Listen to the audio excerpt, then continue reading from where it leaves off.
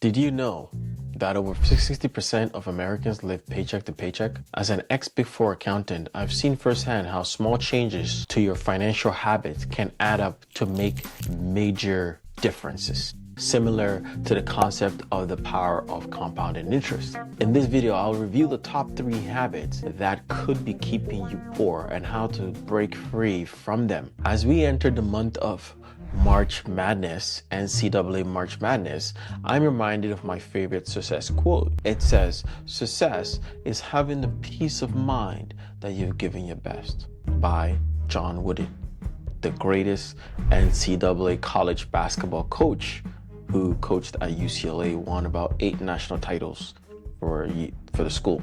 But remember, to give your best in anything, you first have to learn to practice correctly. As a former soccer player and coach, I understand that there are proper and improper ways of doing things. The power of compounding teaches that if you keep compounding on good habits, you will see wonders. Now, a bit about myself. My name is Sam. I'm a former Big Four accountant, and as an accountant and financial literacy advocate, I want to see you succeed. That's why I'm making these videos. I want to make an impact on the lives of people. So subscribe, share, like, comment, and hit the notification bell for more content. And remember, this is for educational purposes only. This is not financial, legal, or tax advice. So please do your own research with everything that you hear, not just what I say, but anywhere, use it as data for your further research. Now let's get straight to point number 1. Paying yourself last. This is the poor people habit. It involves paying bills and expenses first, and then saving whatever remains, if anything. Rather, you should change your habit to the rich people habit.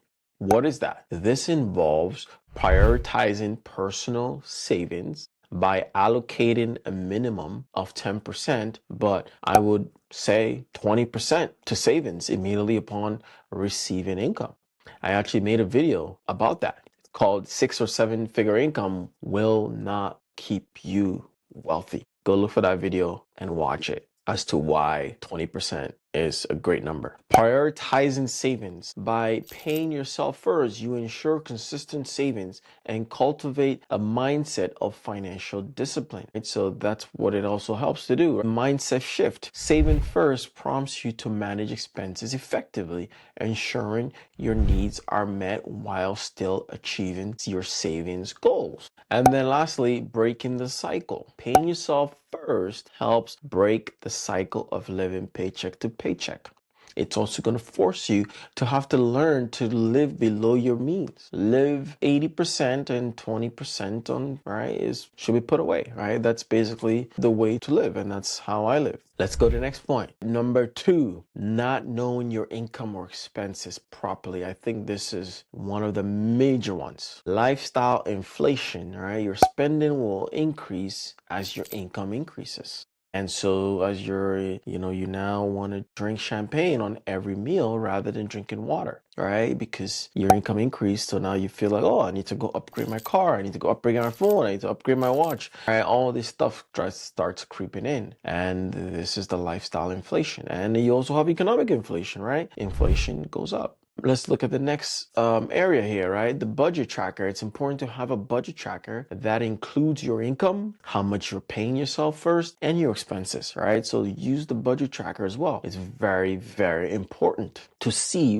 what's coming in and what's going out. Regular review of this budget tracker is also important. You should keep on top of it, maybe every 3 months. Look over it and see what's changed and what expenses increased. Make sure to adjust accordingly.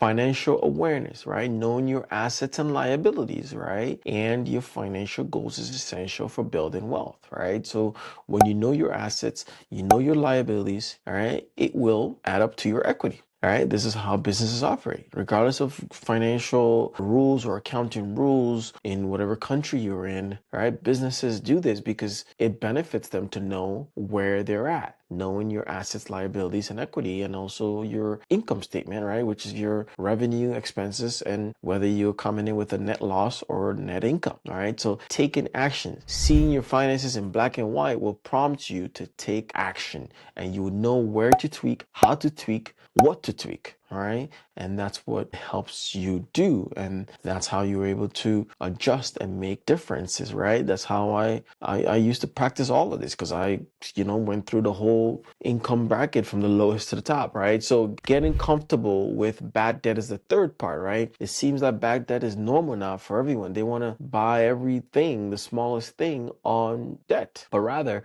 the rule of debt is this: unless you can afford to pay for something outright in cash, you shouldn't buy it with any form of debt. That is the rule of debt. And then let's talk about credit card companies.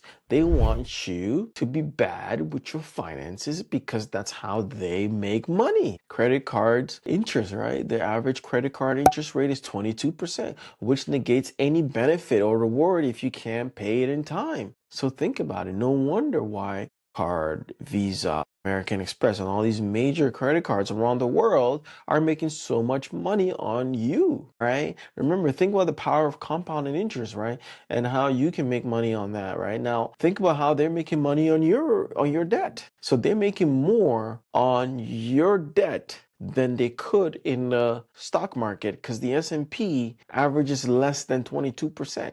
It does pretty well. Some years 10, some years 20%, but it on average, the credit card company is making more money off of you. So think about that. Think about how can you get out of bad debt. Yes, we have good debt as well, which is debt to go to school. Some people use debt for starting businesses. Some people use debt for investments, right? But we're talking about the bad debt that you have, right? Make sure you get rid of that. So that is the end of this part. I'm going to make a part 2 of this video. So make sure to like, subscribe, share, and hit the notification bell so that way you get notified when this one gets released. All right. So stay tuned. And once again, we love you and God loves you. Have a wonderful week. Have a blessed day. Take care.